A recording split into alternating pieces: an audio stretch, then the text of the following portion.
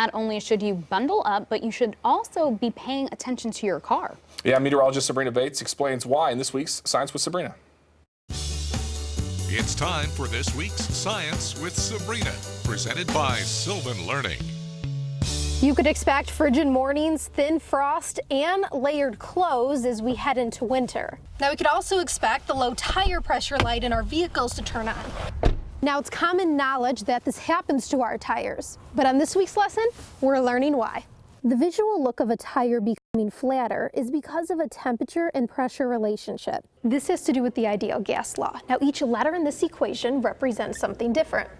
Now, a scientist or mathematician would go ahead and rearrange this equation to better show the relationship between the two different variables. And those are the two that you need to know: pressure and temperature. As the temperature drops, pressure drops. And as the temperature rises, pressure rises. Look at it this basic way. Here's a balloon. There's a lot of pressure inside of it since it's blown up. The temperature on the outside surface is near 88 degrees Fahrenheit. Now I release the balloon and let the pressure lower. The temperature reading is now closer towards 80 degrees. Let's say the temperature drops big time overnight from a cold front. Not only will you likely wake up to cold temperatures, but you'll also likely notice a small drop in your tire pressure. A 10-degree temperature drop will cause the tire pressure to drop about 1 to 2 psi. Now, to be safe, it's always a good idea to check your tire pressure, especially after big temperature drops. Learning about science where you live, I'm 5 News meteorologist Sabrina Bates.